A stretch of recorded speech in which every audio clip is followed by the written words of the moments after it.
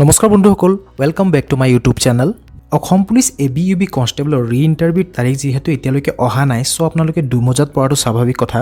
পুনৰ সকলোৰে ইণ্টাৰভিউ হ'ব নে যিখিনি বাছি গৈছে সেইখিনিৰে ইণ্টাৰভিউ হ'ব, এনেকুৱা বিভিন্ন ধৰণৰ প্ৰশ্নৰে আমাৰ ইউটিউব চেনেল ভৰি পৰিছে। সো মই আজিৰ ভিডিঅ'টোত আপোনালোকক ৰি-ইণ্টাৰভিউ হ'ব লাগে নে ৰি-ইণ্টাৰভিউ হ'ব নালাগে এইবোৰ কৈ আপোনালোকৰ মাজত মই দুভাগ কৰাটো মোৰ ইণ্টেনশ্যন নহয়।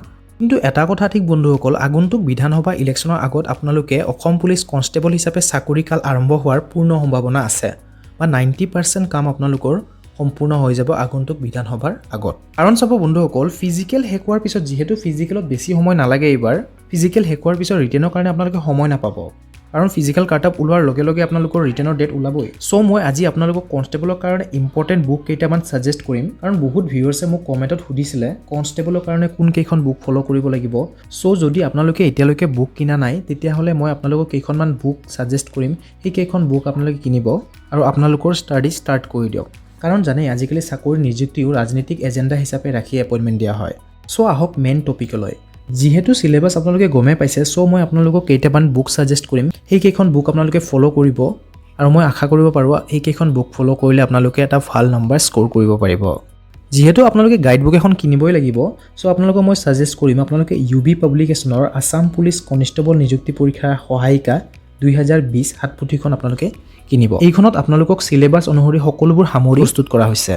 যিহেতু এতিয়া 2021 হাতপুথিখনো ওলাইছে, যদি আপোনালোকে 20 যদি পোৱা নাই তেতিয়াহ'লে 21খনো আপোনালোকে লৈ ষ্টাডি কৰিব পাৰিব। ইয়াৰ পিছত যিহেতু GK জেনেৰেল নলেজৰ প্ৰশ্নসমূহ আহিব, চ' মই আপোনালোকক শান্তনু কৌশিক বৰুৱাই লিখা জানেনে হাতপুথিখন কিনিবলৈ দিম। এইখন বুকত GKৰ প্ৰায় সকলোবোৰ প্ৰশ্ন সামৰি প্ৰস্তুত কৰা হৈছে। আৰু শান্তনু কৌশিক বৰুৱাই লিখা আছাম ইয়াৰ বুক 2021 এই বুকখনো মই আপোনালোকক ছাজেষ্ট কৰিম, কাৰণ এইখন বুক যদি আপোনালোকে সম্পূৰ্ণকৈ আয়ত্ত কৰিব পাৰিছে, তেনেহ'লে আপোনালোকে অকল কনষ্টেবল নহয়, আন সকলোবোৰ কম্পিটিটিভ এক্সামৰ কাৰণে প্ৰস্তুতি চলাব পাৰিব। চ' মেইনলি এই তিনিখন বুক মই আপোনালোকক ছাজেষ্ট কৰিছোঁ। আৰু যদি পায় আপোনালোকে 2015 আৰু 16 চনৰ গাইড বুক, যদি আপোনালোকে আছাম পুলিচ কনষ্টেবলৰ গাইড বুক যদি পায়, পুৰণি লগ বন্ধুৰ মাজত তেনেকুৱা গাইড বুক থাকে, চ' তেনেকুৱা 2-এটা গাইড বুক আপোনালোকে ফ'ল' কৰিব, কাৰণ প্ৰিভিয়াছ ইয়াৰৰ গাইড বুকৰ প্ৰশ্নসমূহ প্ৰায় কম্পিটিটিভ এক্সামবোৰতে আহে। চ' বেছি নহয়, এইকেইখন বুক আপোনালোকে 700 পৰা 1000 টকাৰ ভিতৰত আপোনালোকে কিনিব পাৰিব। 1000 টকা এটা খৰচ কৰাটো ডাঙৰ কথা নহয়, কাৰণ আপোনালোকে কনষ্টেবলৰ কাৰণে আজি বছৰ ধৰি চেষ্টা কৰি আছে, ফিজিকেল কৰি আছে। কিন্তু ভাবি চাওক, আপোনালোকে এইবাৰ ফিজিকেল আপোনালোকৰ ভাল হৈছে, আকৌ যদি ৰি-ইণ্টাৰভিউ হয় পুনৰ আপোনালোকৰ ফিজিকেল ভাল হ'ব, কিন্তু যদি আপোনালোকে ৰিটেন যদি আপোনালোকৰ বেয়া হৈ যায়, আপোনালোকেতো জব ল'ব নোৱাৰিব।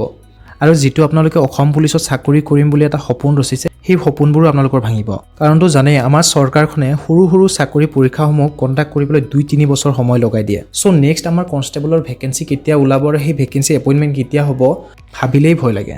কিতাপকেইখনৰ লিংক মই বাৰু আপোনালোকক ডেছক্ৰিপশ্যনত দি দিম, আপোনালোকে অনলাইনো কিনিব পাৰে বা আপোনালোকৰ ওচৰৰ বুক ষ্টলৰ পৰা আপোনালোকে এই কিতাপকেইখন কিনিব পাৰে। আশা কৰোঁ বন্ধুসকল আজিৰ ভিডিঅ'টো আপোনালোকৰ ভাল লাগিছে, আৰু যদি ভাল লাগিছে লাইক, শ্বেয়াৰ আৰু ছাবস্ক্ৰাইব কৰিবলৈ নাপাহৰিব।